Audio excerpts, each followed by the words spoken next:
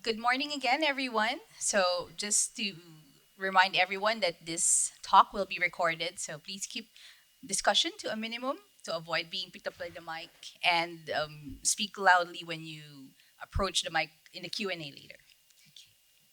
All right, so good morning, everyone. My name is Christine Cox from the Department of Communication, and I am your host and moderator for this second installment of the Department of Communication Seminar Series 2022 to 2023.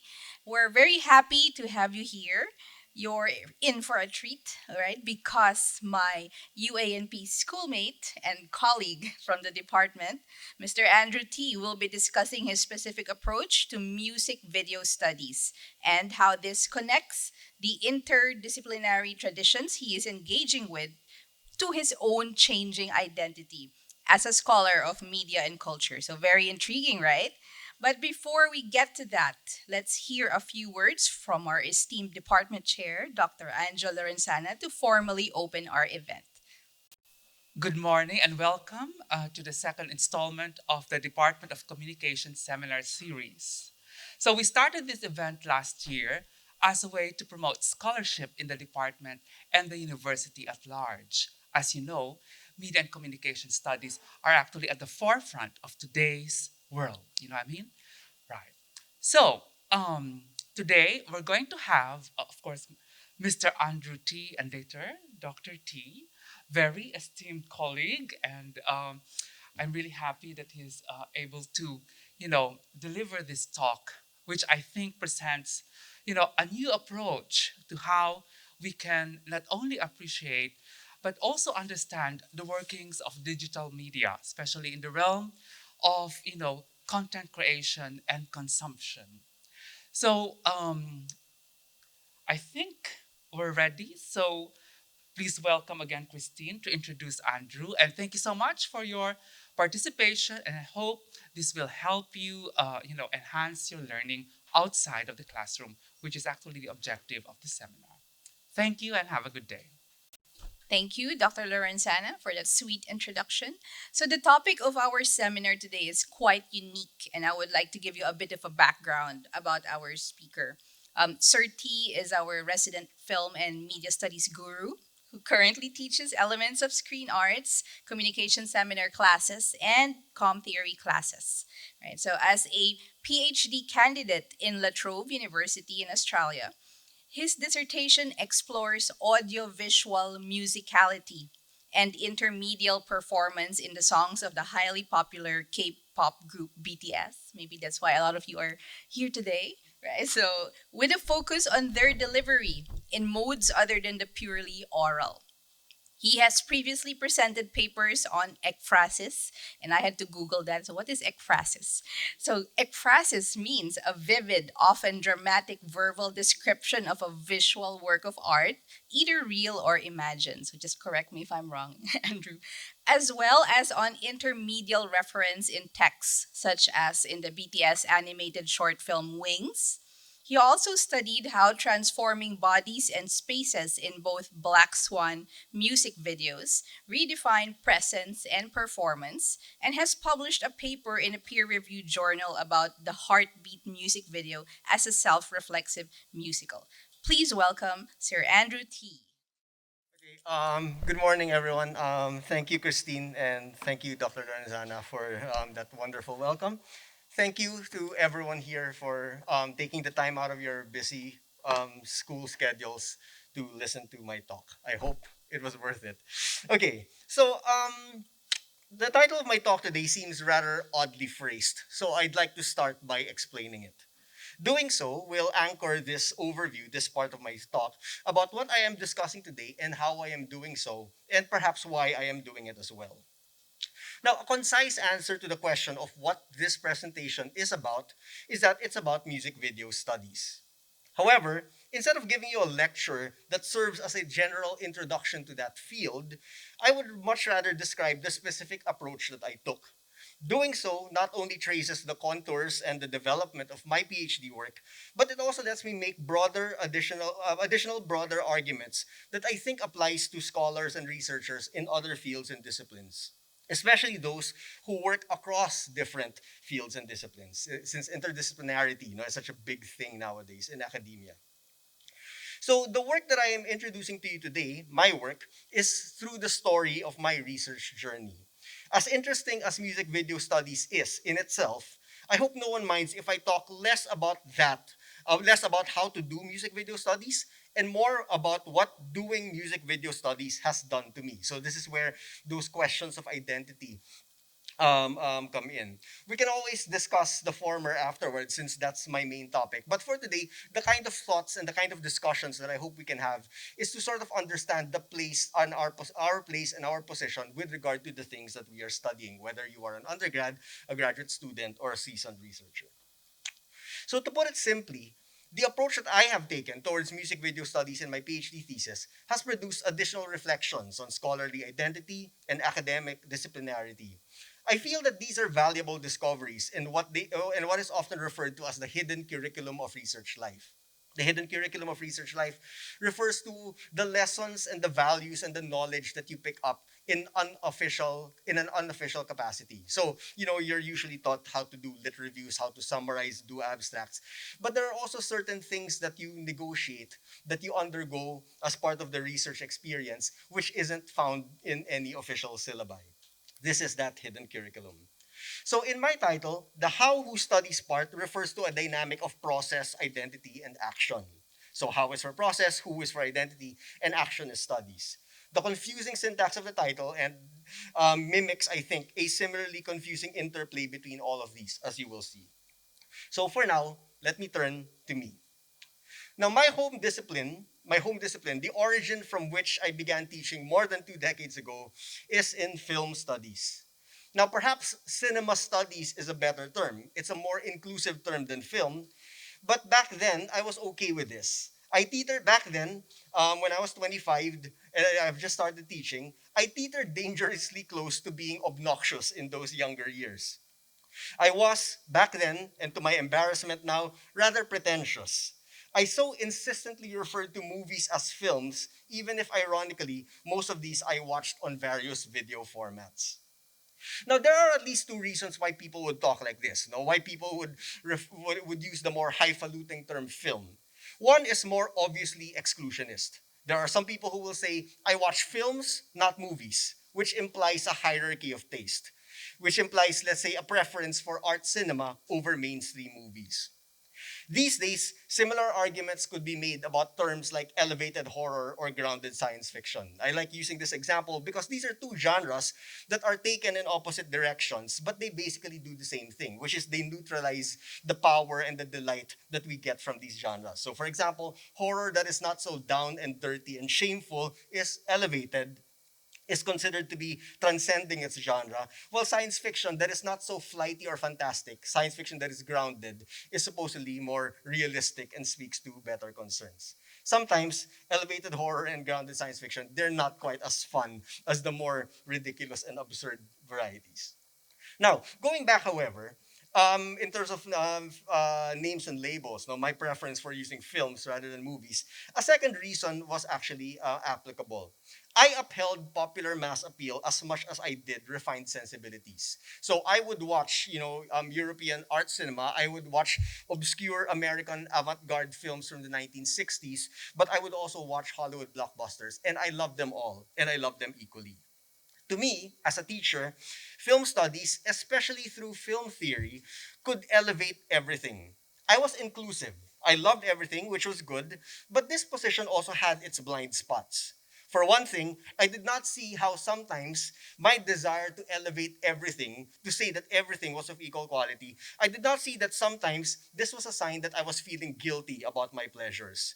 Sometimes I've worried that I was secretly ashamed of popular entertainment, that I needed theory, and I needed the legitimizing power of theory as an excuse as to why I liked Child's Play 2, for example. Now, additionally, if theory could rationalize in every sense of the term my tastes and my preferences, then it seemed like the life of the mind was what mattered when we encounter film. If theory was a way of thinking, then a theoretical approach, a theoretical understanding of film, a theoretical orientation towards film seemed to be what was significant. However, when it came to music, which was another thing that was very, very important in my life, it was different. And here I turn to autobiography, if you pardon me for that. Now, my interest in pop music is older than my interest in movies. Though as a child, I consumed music and movies before that. I found my way. I developed my own tastes and my own discoveries in pop music in 1984 and into movies in 1986. Throughout the years, up until I began my PhD in 2019, I never really considered academic perspectives for music. I know that they were there and I know that there were experts there, but it felt like foreign territory to me. I think a lot of this had to do with my own educational upbringing. I guess what I'm trying to say is that the kind of exposure, the kind of research environments that you're exposed to, even as an undergrad, will shape the way you think about certain things, and it certainly did to me. For example, when I was an undergrad, I took a film class, but I did not take a pop music class. In my other classes, in my non-film classes, like history and philosophy, we were often assigned to watch movies for class. We were not assigned pop songs to listen to in order to understand a lesson better. When I did my undergrad thesis in film studies a year later, it was my first immersion into systematic research projects. It was also a lesson in how much effort it took to get inside, to find a way inside a field of study. Now, no matter how important music was to me on a personal level, scholarly approaches to it felt outside my wheelhouse, so to speak. Now, up until 2019, I mistakenly kept calling everything scholarly about music as music theory. Even though I learned now that music scholarship has different branches, like musicology and ethnomusicology, and that there are certain areas of music scholarship that targeted aesthetics, targeted history. There are some that focus on performance, and some that focus on the cultures that emerge in the practice of music making.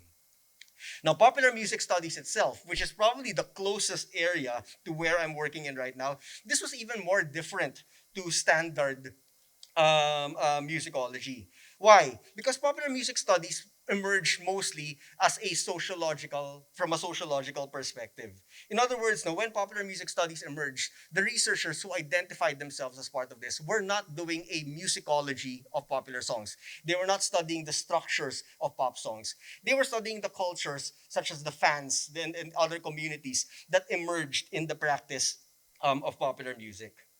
Now that I'm doing my PhD and now that I'm studying BTS music videos and my principal PhD supervisor is in screen studies, I felt a little secure that, I was a screen studies researcher, one who happened to be working in music.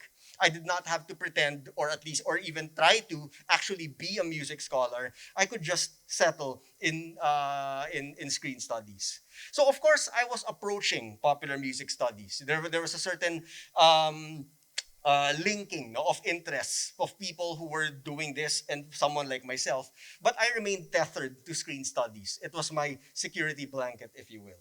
And yes, I was also thrilled that I found in screen studies a term that was even more inclusive than cinema studies. When you say screen studies, it could apply to all screen based work, including video games and even our engagement with our cell phones. Now, however, okay, despite all this, being secure in one's identity is hardly easy. Doing a PhD is very difficult, even without a global pandemic taking place. And this difficulty often has existential costs. I'm going to sound a little dramatic here, but when you do a PhD and when you undergo something that challenges your sense of self that much, self doubt can begin to creep in. Imposter phenomenon, or more popularly but more controversially referred to as imposter syndrome, happens in many different professions, but academics are especially vulnerable to this. I get tense thinking about it. Speaking about it now, I am also getting a little tense, no? Just in terms of trying to engage with this idea, trying to engage with this experience. Even spelling it can be nerve wracking. I never know whether to spell it with an E or with an O. Nevertheless, I want to speak openly about this. I am speaking openly about this because of its importance from the perspective of self-care and emotional health. Moreover, it can affect how you conduct yourself, it can affect your self-presentation, and by extension, it can affect the work that you do. Especially for academics, who are often one of the toxic sides of being an academic is that we often align the work that we do with our sense of self, and there's that kind of thing is not always very healthy. Now, because as I was doing my PhD, I knew I was going to be inhabiting different disciplinary spaces. I was very careful. I exercised caution wherever I found myself. Among my peers in screen studies, I began to identify myself as the popular music studies guy. When I spoke with people in popular music studies, I would constantly insist that I was the screen studies guy. I met with other researchers in various other fields and disciplines, performance studies, intermediate studies, narratology, Korean studies, etc. All throughout, for each one of those fields, I kept presenting myself as an outsider. I was there to visit, I was there to learn. Now, this was good because it was good for practicing intellectual humility. However, I also realized that there was perhaps a flip side, a more negative flip side to this. Perhaps this kind of intellectual humility, this constant tagging of myself as an outsider in scholarly circles, perhaps this was a kind of fear of commitment. And a fear of commitment in academia is tantamount to a lack of confidence in your own work. And like I said, if it was your work, it was kind of yourself. And it was therefore a lack of confidence in yourself. This is not a healthy attitude to have. So, if you permit me, then I'll turn to the work. I've spent a chunk of my time here this morning talking about myself, making somewhat uncomfortable personal disclosures of issues that are often left unspoken in the identity work and self performances of professional life. However, if I shift to music video studies now, from myself to my work, is this me activating a defense mechanism? Perhaps it is. And if it is, I hope it works. Now, the use of visual media to present musical performance has a long history. Ever since filmmakers back in the 1890s, back in the very birth of cinema, felt that a musical performance was good to capture on screen while live musicians played the music to accompany it in the theater, people have always tried to visually capture musical performance. However, the field that I commonly refer to as music video studies first emerged in the 1980s alongside what was now called MTV studies. Back then, during this period, there was much interest in the music video format, but there was also a strong drive to contextualize the text, to contextualize the music videos. For example, how could a distribution system like the music television channel affect the kind of music video content that was being produced? What about broader cultural situations? For example, the postmodern 1980s, the height of consumer capitalism, the age of greed, etc. How did all of these shape the kind of music video content that was going on? As you can see then, music video studies emerged with the same kind of spirit as popular music studies did. There was a similar sociological bent, there was a similar sociological emphasis, but there was also a sense that it was multidisciplinary. What were they studying? Were they studying music videos? Or were they studying the text? Or were they studying the social context that surrounds these music videos? Whether you were studying text or context, and most likely they were studying both, you needed to account for that. You can't relate two things if they are not distinct from each other. And text and context are certainly distinct from each other, but very closely related. So, how do you explain that without venturing into interdisciplinarity? That's a rhetorical question. Now, if we consider, however, just the music video text, so what I have here are relatively more recent books which no longer tackle MTV, which now tackle the music video in its post MTV incarnations. If we consider the music video text, if we consider this object of study blends at least two sensory experiences and therefore require a crossing of disciplines. So, for example, to go back to tie this up with what I was saying earlier about myself, if I apply a film studies perspective on music videos, it will certainly allow me to engage with how music is visualized. I could have decades of film theoretical traditions to back my analysis, to back my arguments as I discuss what happens to music videos when they are turned visual. However, many scholars, such as the ones who wrote these books here on the front, they tend to offer warnings about this kind of approach. In other words, you can't just take an existing body of work, no matter how rich it is, and apply it without any sense of reflexivity, without any sense of the possible consequences to your object of study. So what does that mean? Okay? It means that sometimes when film scholars apply their perspectives to music video studies, sometimes they forget about the music.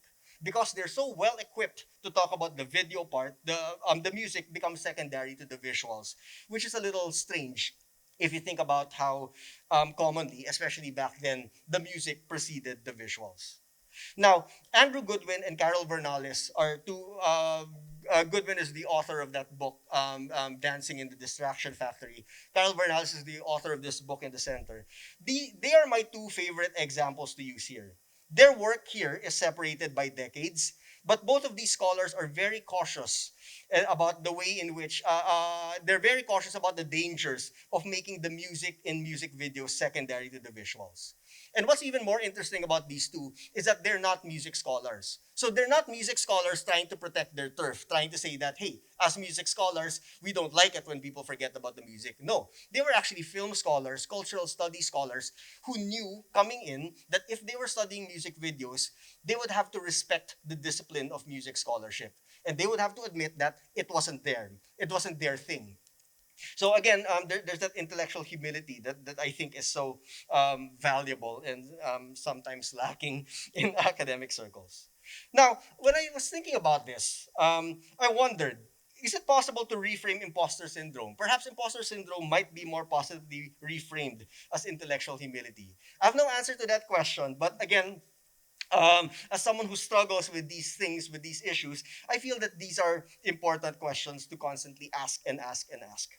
Now, apart from Gooden and Vernalis, the music video scholar that I most pay attention to these days is Matthias von der Korsgaard. He wrote that book on the far right. No, it's the book with the blandest cover compared to the others, which I think says a lot about scholarship. But it's also the boldest book, where he forcefully presents all throughout the book the idea that the audiovisuality of music video is not just about the visualization of music, but also the musicalization of vision. And he spends an entire book talking about that. As far as he's concerned, both sensory registers are equally important. And again, Korsgaard is not a music scholar. He's a media studies scholar. He's a film studies scholar. And I like the way he makes sure that he recognizes whatever limitations his own perspective brings in. Now, my research story could possibly end here, in the comforting safety of the familiar, through paths that have been crossed by these scholars and researchers. They were, like me, screen studies people, and as screen studies people, they showed me that there was a way to approach popular music video studies while still remaining in screen studies, that there was a way to do so respectfully. However, academic work, doing any kind of academic work, rarely turns out this way. Academic work, especially for those of you who are about to or are doing your thesis, is often unpredictable. And sometimes, if you know where to go from start to finish and everything proceeds according to plan, I don't think that's always a desirable state of things. I mean, it keeps things simple, it makes research work less stressful, but it also makes research work somehow less fulfilling. Because it's in those terrifying moments when you're teetering on the cliff of a new kind of learning that research actually gets a lot of its value in terms of how it will affect you. Now, my research has undergone numerous changes since I first started. I have had to learn so much that is new to me. One constant, however, is my inability to understand Korean. While I occasionally look up song lyrics in English translation, the work that I'm doing is driven by a puzzle. How do songs with lyrics in a language that I do not understand appeal to me?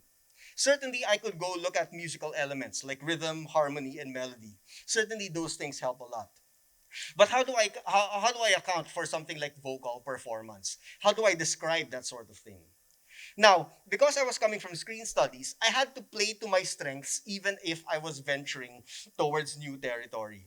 So I was interested in how, let's say, the biggest songs in K-pop, for example, the biggest BTS songs, the title tracks and the lead singles, I was interested in how we first encounter these songs as videos seen on YouTube rather than audio recordings that we play on CDs or stream via music services. In other words, when we first encountered these music videos, they already had a visual component. They were pretty much audiovisual works in their own right. Now, to speak about YouTube for a while, following the contextualizing work of the first generation MTV scholars, my distribution system, your distribution system in this day and age, is YouTube rather than MTV. Because YouTube is the dominant platform for showing video now, and because it privileges user access rather than network broadcast, YouTube as a context is hardly monolithic. What I mean by that is, unlike MTV, which you could sort of identify as a large institution shaping the consumption, the distribution and consumption of music video, people use YouTube differently because YouTube requires you to search for the videos that you are looking for. YouTube, to a certain extent, can be institutionally invisible or at least institutionally concealed. Today's music videos, however, because they are free from a one single context, because they're free to navigate the ever changing, ever shifting YouTube landscape. Today's music videos, however, were hyper visible. We could subject music videos to repeat viewing. We could subject them to video manipulation, like pausing and rewinding, very much open to close readings and textual analysis. Unpacking meanings in specific music videos is always going to be interesting. But for my thesis, for my PhD thesis, I was also interested in bigger questions. What happens to music if I first encounter them as videos? What happens if many of today's biggest songs, many of today's biggest pop songs, come to audiences no longer purely oral, but already audiovisual? Fundamentally, this audiovisual musicality was multisensory. This was music experienced as sound and vision. This was music. This rather than in the old days where it was first sound and then later supplemented by vision. Now it was simultaneously sound and vision presented to you for the first time. Now this focus on sensory experiences, this focus on the blending of sight and sound, plus the linguistic meanings that I could not grasp because I did not know the language. It meant that I needed to pay closer attention to my senses. I needed to pay closer attention to my body and the body's ways of knowing. I'll talk about that more in greater detail later. Whereas before, I used theory to intellectualize my way through the cultural texts that give me so much pleasure and so much enjoyment, this time, any attempt at cognitive articulation was limited. I can't really extract meaning as smoothly and as rationally as I could used to. However, strictly rationalist approaches to this kind of subject matter, they often fail to engage with a lot of things anyway. You might feel intellectually superior to a work of art if you're able to extract all the content from it, if you're able to exhaust its meaning. But sometimes this could lead to a failure to engage with sensory stimulation, with embodied engagement, participatory pleasures, and immersive intensities. In other words, all the things that we love, sometimes we can kill what we love if we stick to reason alone. So I needed something. I needed a different perspective, and I found it in phenomenology. Now, phenomenology is an expansive, very broad philosophical tradition. I had some acquaintance with it, but initially, I did not think that I needed it. My position was clear, or so I thought. I was the reader, I was the viewer, I was the audience, I was over here, I was engaged in close readings of texts over there. There was a separation between myself as the subject of knowledge and my objects of knowledge. So I looked to other fields of thought. I looked to other schools of thought. I turned to semiotics to study signs and meetings. I turned to narratology to see how stories are built.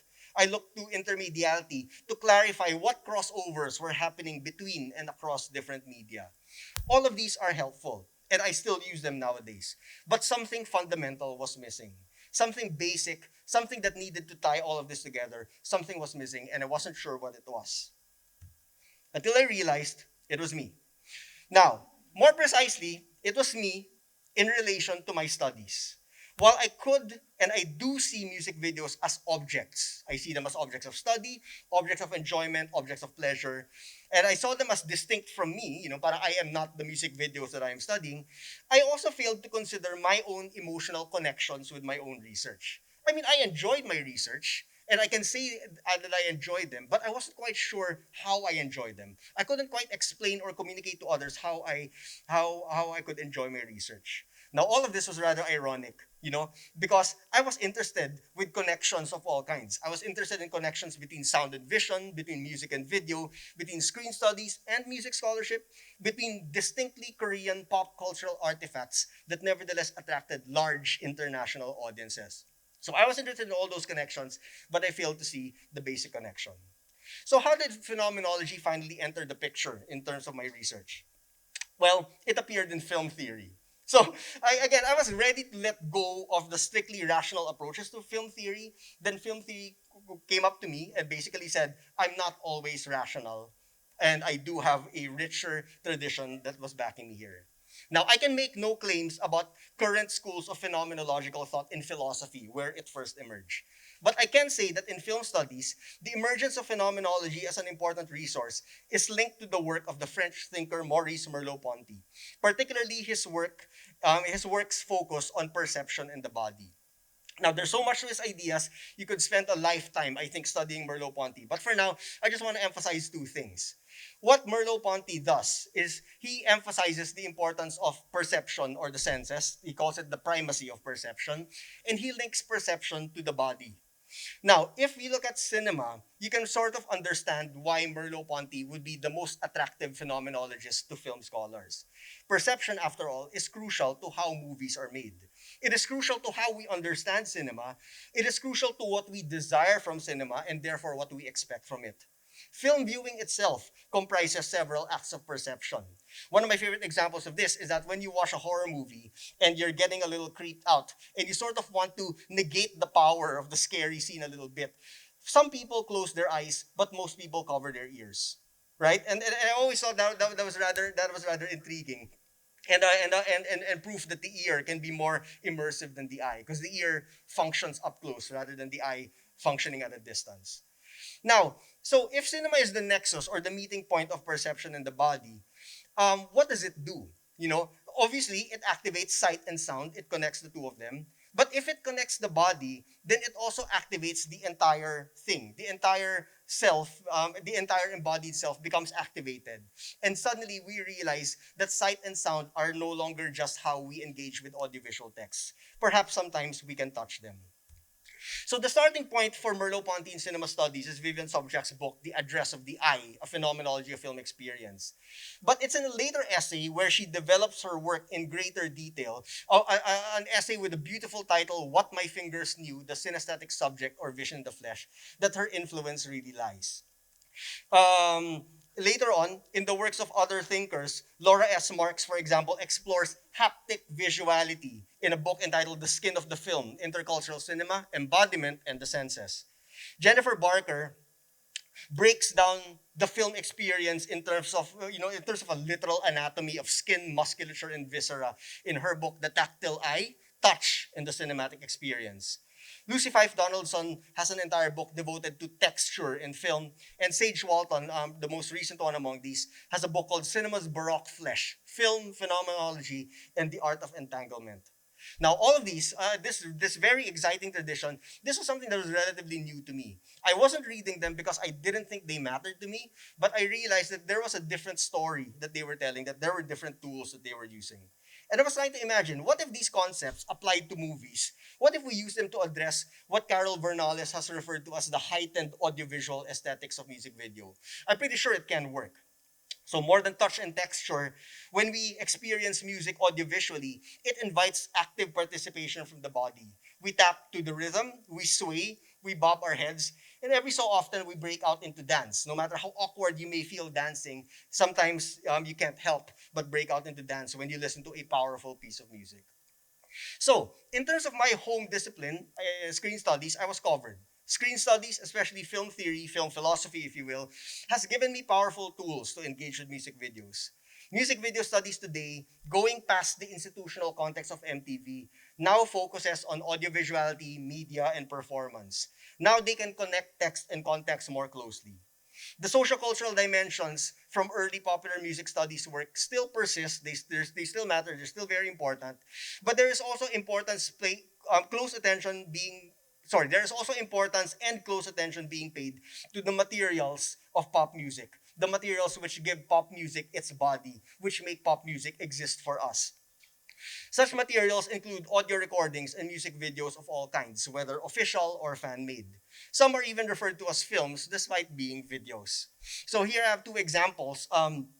BTS member RM recently released a music video for his song Closer, except that the music video uses pre-existing footage from the film Decision to Leave, which you guys should watch on Netflix. It's fantastic.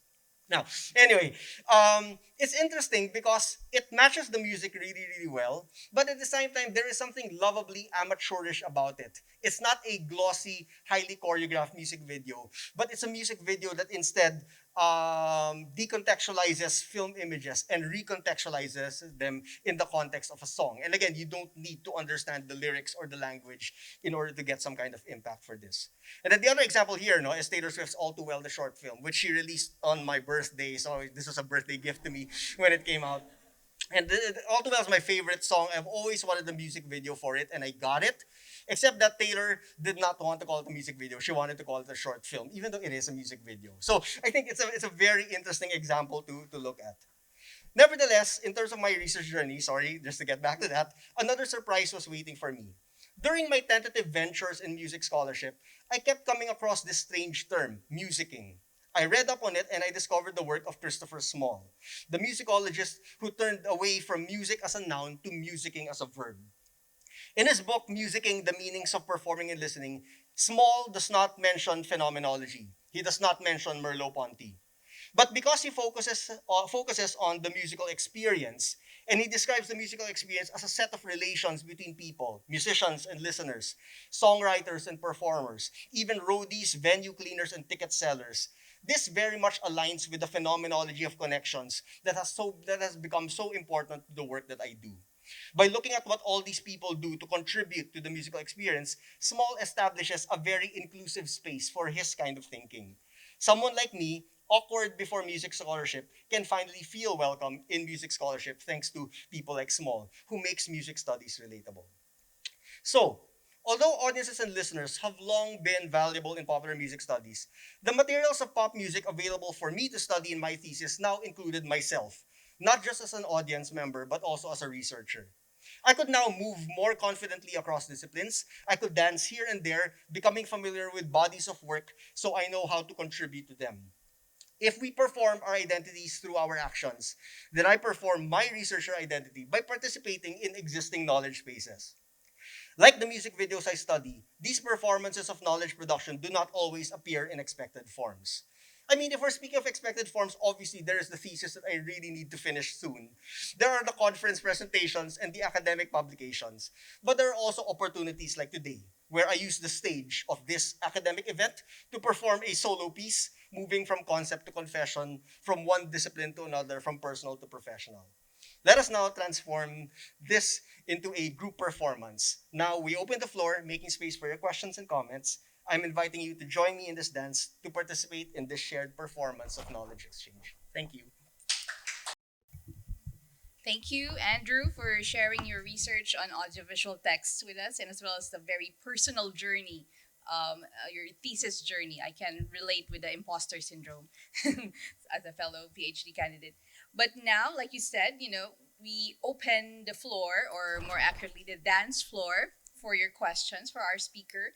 If you are too shy to come up to the mic, you can also write your questions and then pass it up here in the front. So if you will approach the mic, please state your name and your course. I'll start na lang. This is a phone-in question from one of our fellow faculty. She said that currently fans are prosumers of music videos through TikTok dance challenges. So, how does your way of studying music videos view such a phenomenon? How does it help, like, frame the study that deal with fans performing to the music and posting them online, or those recreating those music videos and having them like side by side in TikTok? Okay. Let me answer that with a very basic piece of advice, and this applies to all of you doing research: scope and limitations. To a certain extent, you could be studying that, and there is a rich tradition of people studying what they call K-pop dance cover videos, and they can connect this to larger commercial impulses. A lot of these dance challenges are released by the record labels, and they sort of drive engagement with regard to this sort of thing. So it's a totally different field of study. It's not unrelated to what I'm doing. And I think if you know BTS, well, if you like BTS and you know Permission to Dance, this music video, the music video kind of simulates that kind of recognition of anyone just getting up and dancing as awkwardly as they can on social media. Except here, of course, they're all in the frame of the official music video. So I guess my answer to that question is that I just clarify in my research that I'm not talking about that, because that is also a rich resource, and there are so many more insights that you can get there that are not necessarily directly related to the work that I'm doing.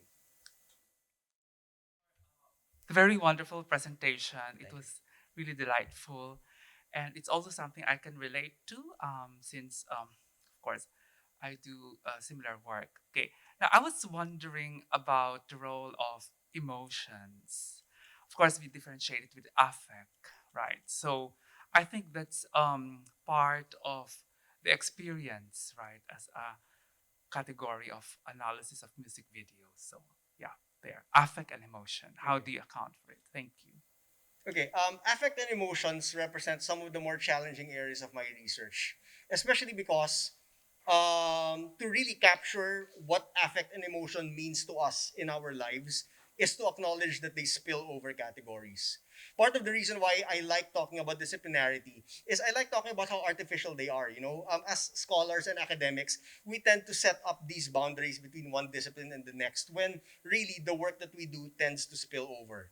I think emotions, whether or not you're directly dealing with emotions and affect, I think emotions and affective states of affective experiences, I think these are models really for how we can conduct ourselves when we do scholarship. So at the very least, they serve as a model for my understanding that there are always things that spill over. There are always things that don't quite fit into the category. The other thing I guess that I do want to look at is that to a certain extent, the way and this is a little bit more grounded, a little bit more practical. The way I structure my thesis is that I structure my thesis chronologically according to the career of BTS.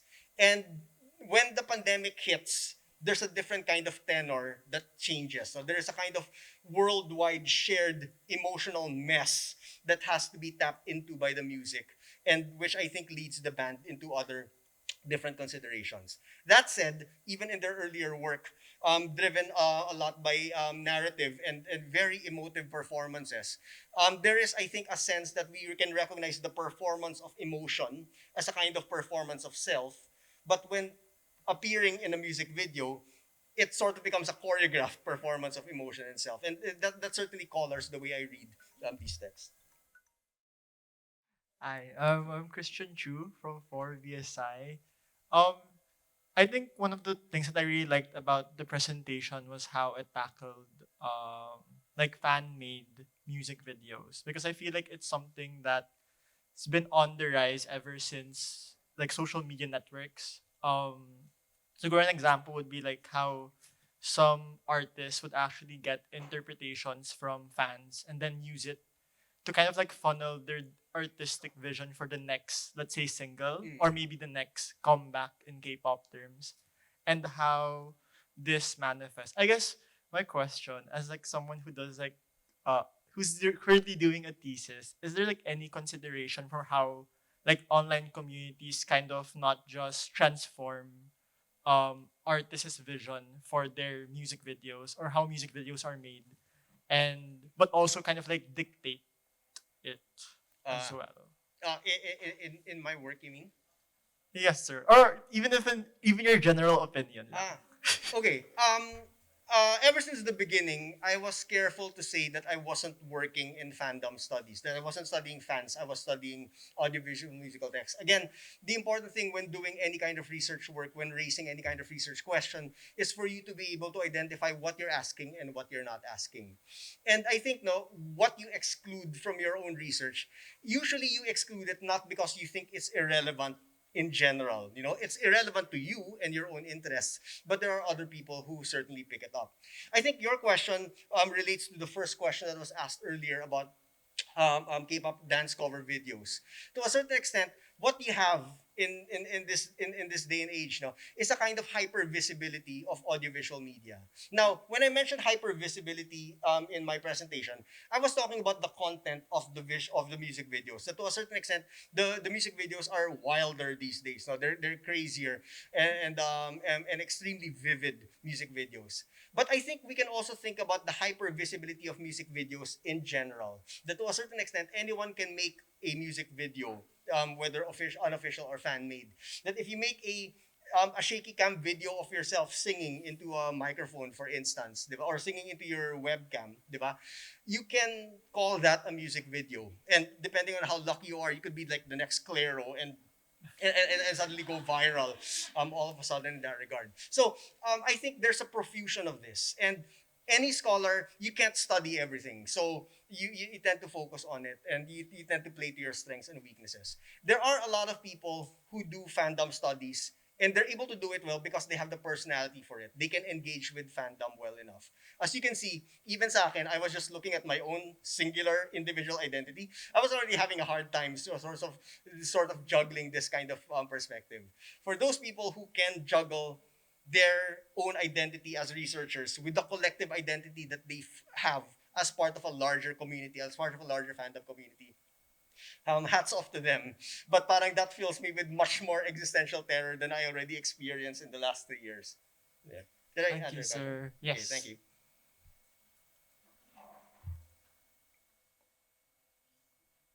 Hello, sir. I'm Fel from 3AB Comm. Sir, out of curiosity, apart from the fact that BTS is like the most popular K-pop group, what made you choose them as your subject of study? Let me deal with what you said first, that they're the most popular K-pop group. That was the strongest association that I had with it. When I first submitted my application to apply for the PhD program at La Trobe, I just specified K-pop. I just wrote down K-pop. I didn't specify BTS. At first, what I wanted to do a comparison. How ambitious! I wanted to do a comparison between the work that BTS was doing and the work that other groups that are not as big, groups like Luna and Dreamcatcher, were also doing with regard to their music video work. I soon realized, however, that number one, practically speaking, that's difficult to do. It's an extremely broad category of content. The second thing is that I decided that I was going to use BTS as an example of a global mainstream phenomenon, the biggest K-pop group around, because it sort of highlighted the drama or the big question between how can this group be so popular when Korean language communities in the world are somewhat limited. For a group that doesn't, I mean, of course, they have English songs now, and even before, they used English lyrics in ways that are textural. But to a certain extent, the way in which a group that presents itself as telling stories and telling stories in a language and with a cultural frame that not everyone in the world shares, but which everyone latched onto, what was going on there? What was so interesting about that? So my tentative hypothesis was that it was the visuals. And the visuals came into play. But I realized that the visuals could only explain the popularity of their title tracks, of their hit singles. But what about all the other songs? All the other songs that people pride themselves on knowing and loving, even though they're not quite as popular, even though they have no music videos attached to them. Why do we connect so much with that sort of thing? So part of the ongoing work, and I'll update you all, or anyone interested about this, is that I'm constantly sort of wrestling with that question. Did I answer your question? Yes, sir. Thank Okay, you. thank you. Hello. First, wait, my name. Hi, I'm Mon, and I'm from 3BS Management Honors. And first of all, Certi, I'd like to say I really enjoyed your talk. Like, as someone who's really interested Thank in you. music video studies myself, and like low key a huge army. Yeah, it was really enjoyable. I also really liked how you mentioned like the involvement of interdisciplinarity in music video studies like semiotics, narratology, even phenomenology. So with that, I would like to ask you whether or not there's a difference in the way that you analyze music videos that have like sort of an overt narrative versus ones that are simply like more performance based or something that's just like shot of this one guy and then shot of this other guy staring at the camera. Like, is there any difference in the ways you analyze music videos with like different formats? Okay. Yes, there is. Number one, most obviously, it emerges in the classification and the categorization. To a certain extent, the things that happen in a performance video versus a dramatic video can't quite be compared to each other in that way. So, for example, again using BTS as an example, if you look at something like the music video for "Run," where they don't sing or dance at all, versus a music video for let's say "Dynamite" or "Boy with Love," where they pretty much sing and dance throughout, those are different kinds of performance. One, of course, they're on the spectrum. They're all performances, but one is a dramatic, narrative-driven performance, while the other one tends to be a more musical, non-narrative kind of performance. Now, I think it's helpful to be able to look at the distinctions, to be able to categorize them, even if the categories are tentative. The other thing, though, and here I'm going to speak practically and personally about my own work. Now, I mentioned narratology earlier. Usually, when people start thinking about doing research on BTS and the work of BTS, the big focus is on the so-called Bangtan universe, so this expansive, ever-expanding storyline that they developed. Everyone lashes onto that. I lashed onto that as well. Except that my favorite music videos weren't so much the BU music videos, but the ones that could sort of fit in there, but not quite. And I also like a whole lot of other music videos that had no connection with the ongoing storyline. So this is part, when you do research, you don't enter your research project completely without tools, completely without theories and concepts. But what happens is that as you enter, you realize that some of your theories and concepts, some of the tools that you're carrying, they might not be as helpful as you think they are, and you might need to pick up a few, or you might need to put them like in your back pocket, no, not within easy reach. Sometime you might need them, but you might decide that there's a different kind of job that you're doing. um, I guess one metaphor that you can think of about this, no, and this is the way my brain thinks about this thing. It's like Minecraft. Technically, you can use any sort of tool to chop down a tree, or you can use your fists, diba, to punch a tree to pieces. But ideally, you use an axe. And again, it's up to you whether you use a wooden axe, diba, or you make yourself an iron axe, depending on how quickly you want the tree to be chopped. So theory works the same way. You can use a theory in a light and basic way just to get the job done, or you can use it in a more incisive way to give you a more complicated puzzle to work with. So, so in my case, because I needed to distinguish between music videos, I knew that I needed narratology, but I also knew that it can't be my only tool. And I think what I did was I went over into performance. So for me, story became a performance of character. Music videos became a performance of musical persona. So something like that. Still working on it. Yeah. Okay, thank you. Okay, thank you. Hello, I'm Janelle Paris from the Comm department and was also Sir Andrew's student in Elements of Screen Art and his poetry elective one like some intercessions ago. My question, well, I was really drawn to what you said about the visualization of music and the musicalization of visuals. In the body of work, specifically musicalization, is there um, any body of studies that accounts for like the pleasures of listening to music in another language? Because because any body of study or books or, or readings, because I think it's really interesting. Okay. Thank you for your question. That's the part that I'm currently struggling with right now. Earlier on, I mentioned in passing the idea that BTS, like many other K-pop groups, although most of their songs are in the Korean language, they're not purely in Korean. They drop English language phrases, which sometimes don't make a lot of sense. I don't know if any of you were paying close attention, but when Dynamite, for example, came out, BTS's first fully English language songs, a lot of people felt disappointed by it because they felt that they felt that the lyrics were meaningless, that the lyrics were kind of nonsense. But I think the lyrics work as long as you're not looking for something that the lyrics are not providing. You don't look for the lyrics for depth about what it means about what the human condition means. But if you look at the lyrics and pay attention to how they're used almost like a musical instruments, how they're used rhythmically, almost like a kind of texture, then you can emerge with something else. I think one of the other examples that I can think of, no, parang that sort of plays around with this is that if you look at songs, let's say again, let's look at English language songs for example. English language pop songs, diba, are often peppered with exclamations, all those O's, yes, babies, no, no, no, and stuff like that, diba? Those things don't necessarily add a lot to the meaning of the song in terms of rational meaning, but they add a lot to the expressive, emotional meaning of the songs. And I think I was sort of interested in that kind of thing. Right now, I'm currently looking at the idea of global Englishes. I'm not sure if this is the right path, but the idea of global Englishes kasi looks at the way in which the standard English that we get from Anglophone countries like the US and the UK, who says they're the standard? What about particularizations, particular localizations of English, like what you find in the Philippines, for example? Or one of the really common examples is Singlish, parang the kind of English that they speak in Singapore.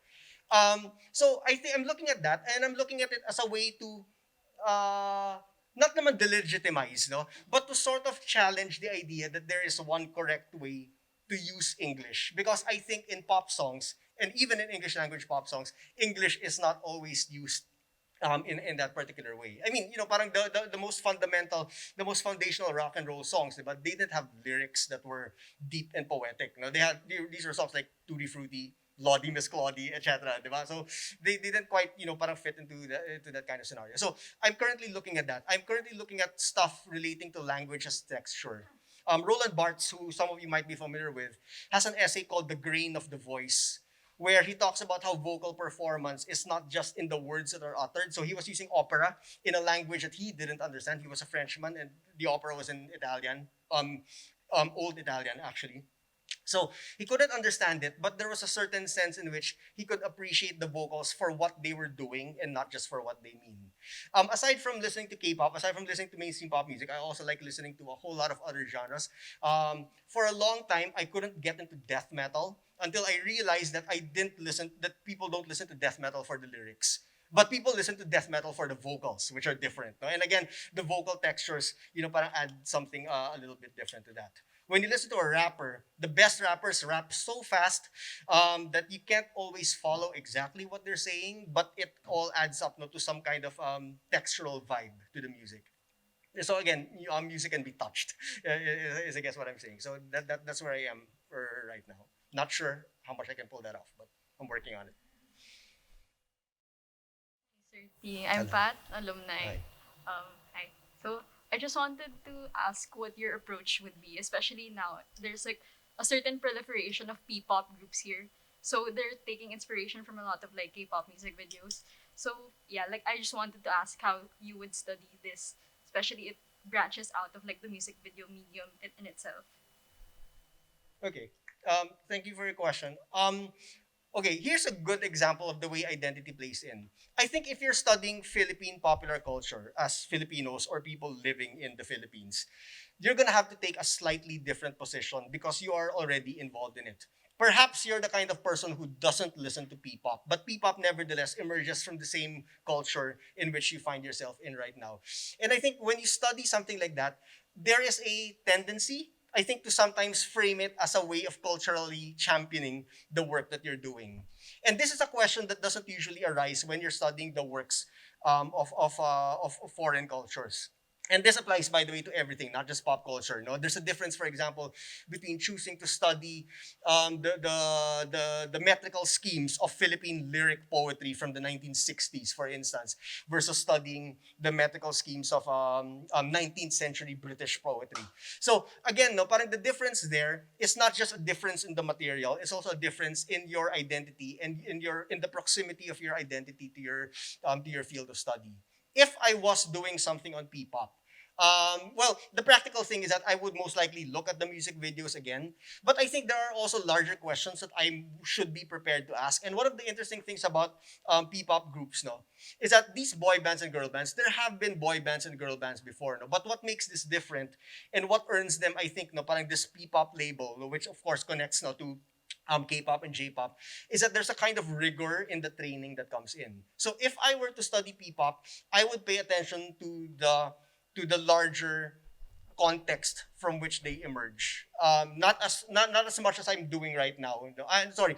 Right now I'm not doing much contextual work. My focus is textual analysis. But I think with P-pop, you need to look at the context from which it arose. You might need to look at industry practices, like differences, for example, between the kind of training standards being used right now versus what's happening then. Thank you, Sir T. Hello, I'm Relly Benjamin Lizada, or just RB for short. I'm from 1BS MIS, Management Information Systems, and I suppose this is a sort of lighter question, not as serious. It's fine. But do you, sir, personally have like a favorite artist or favorite perhaps bands or songs that you like? It might be a profound answer. It might be because of the music videos and their meaning, or just something you personally like for whatever reason. Do you have any, boss, sir? Oh yeah. Well, definitely there. I love music so much. You ask me this question. You ask me this question 5 minutes later, I might give you a totally different answer. But ever since 1984, and I can date it, the summer of 1984, when I stayed at my cousin's place and got introduced to Duran Duran. Duran Duran was my first favorite band. This was the first band whose members' names I memorized, whose birthdays I memorized, etc. But I just absolutely loved them. Um, um, pop music, and this might tie in with the question about emotion. Popular culture works a lot in activating emotions. And there are certain times when you need certain things to get through your day. Like, um, there's always that question about whether you listen to sad music if you're feeling sad or you listen to upbeat music. And it's never quite as simple as that. There are some days in which, you listen to one thing and then you listen to another. Now, one of the things that I like doing is I like taking screenshots of my music history because sometimes it's really weird stuff that I play. Like, I would play, for example, instrumental music soundtracks. Like, the music soundtrack from After Sun is great. After Sun, by the way, and Decision to Leave, top two movies that I've seen so far. Anyway, so I like listening to that no, because it's very ambient and very atmospheric and very moody. But there was one day when I was listening to that, tapos I listened to this hardcore band called Turnstile, which is again very, very good. And I listened to that. And then after a while, no, I listened to Twice, which is my favorite K-pop group. And there, and of course I spend a lot of time listening to BTS, not just because I'm working on them, but because parang there's just so much enjoyment. So yeah, asking me that question, asking me again, I'll have different stuff. It's always nice to have a rather than sticking to favorites, it's always nice to have like a series of pieces of music that you can connect to. And I know you said it was a light question, but it also helps if you're doing research. Like aside from BTS, I'm trying to write a paper about All Too Well, the short film. At some point, I'm going to uh crap. I have a list. I have a list of stuff. Turnstile. Turnstile has a 10-minute music video with 3 or 4 songs together. So I plan to work on that. I was thinking of doing something on Lemonade, but everyone's doing something on Lemonade. I think there's an actual book on Lemonade out. No, but again, those things speak to me. Yeah. Thank you, sir. Thank you. Hello po. I'm Rio Reyes from BFA ID. And ano po, I just wanted to ask out of curiosity po, since this band has all, not really band, but this group has been very ubiquitous in the campus po, especially with the release, ever since yung release ng single po nila. But what do you think po about New Jeans? Ah, um, New Jeans. I know only OMG and Ditto. I like it a lot. I think if you're old enough, you get old school R&B vibes. It's like TLC. It sounds very TLC, So for the faculty members here, you probably know my frame of reference. I like them. They seem a little fresh.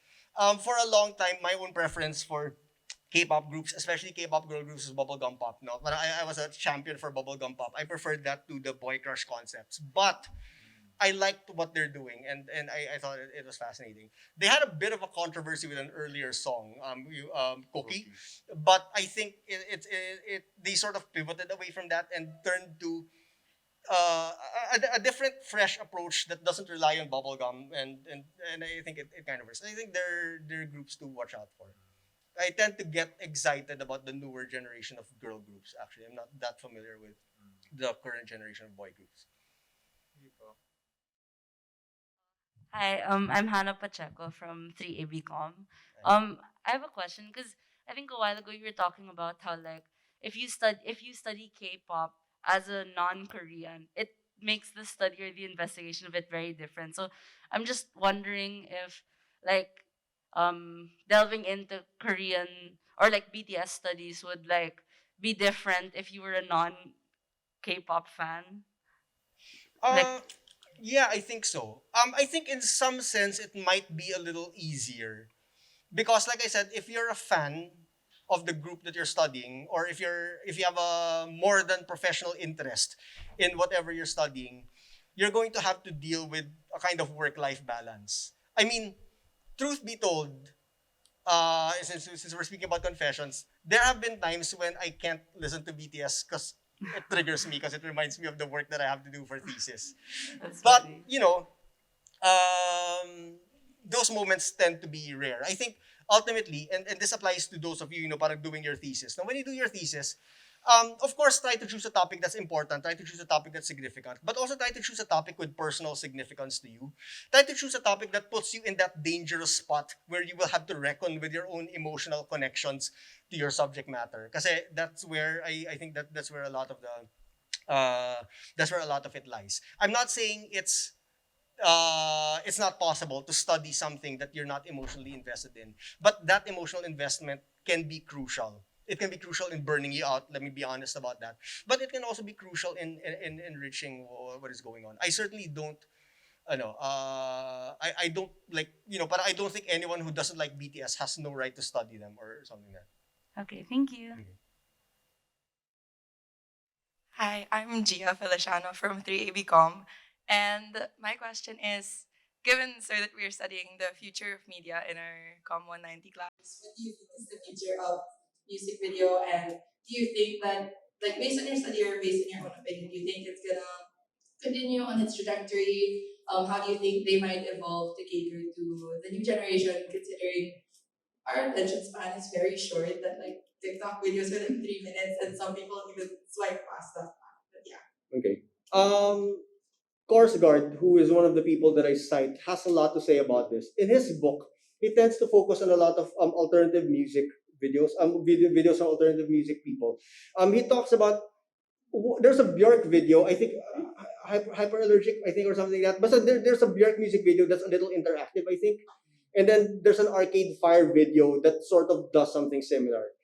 I'm not familiar with what exactly these videos do, but I know they add an element of interactivity that YouTube does not allow, and they're therefore hosted on the official artist websites or they're available on discs. Um, I think the future of music video is that it can go beyond the audiovisual and start integrating elements from gaming and interactivity and all that. And again, this is the future, but it's also not the future. It's like this is probably a very weird example to use and a somewhat random example to use. But in 1988 or 1989, there was a game based on Journey as in Don't Stop Believing. Basta parang you were supposed to collect their musical instruments scattered throughout the galaxy, stolen by aliens, and parang space invaders or whatever. So I think there's always that sense that there's always a way to sort of package the music in different sensory registers other than the purely oral. But I think the big challenge for the future of music video is that you have YouTube kasi, which is such a simple way to distribute your music videos. The more intricate, the more complicated you make them, they might work better as art projects, but they might not be available to YouTube. And you're gonna have to make a choice between, let's say, having mass appeal, mass consumption of your music video, and having a limited sort of appeal. This reminds me of like one of the things that I wish I encountered. There was apparently a few years ago a Kendrick Lamar art exhibit where they showed two films like simultaneously on two walls. One of those parang installation art film things. I think you can see one of those films on YouTube if it hasn't been taken down already for copyright violations. But again, there's a difference between watching it on screen on YouTube or on your mobile phone versus seeing it at work in a gallery, which of course is a kind of platform in itself. Diba? So I think there would have to be discussions about platforms and distribution systems for music videos. okay, thank you, sir. That's all the time we have. But thank you so much, Andrew, for sharing your insights. And if maybe you have questions, may I give your email? Yeah, sure. So you may email Sir Andrew at aty@ateneo.edu if you have questions more about his study. But I think, we all learned a lot, right, from this talk, and we're excited to see you finish your PhD journey, right? All right. So again, thank you so much. We truly appreciate your company, and we look forward to having you at our next seminar. This is happening on March 22, Wednesday, 2 p.m. Okay, here at the same venue at Faber 101. Our guest speaker is Dr. Elizabeth Enriquez from the Department of Broadcast Communication in the UP College of Mass Communication, who will be talking about the political economy and the construction of culture in the history of broadcasting in the Philippines. So those who are interested, please do mark your calendars and save the date. Once again, let's give a hand to our speaker, the future Dr. T. Right? So thank you so much for your time, and happy Wednesday.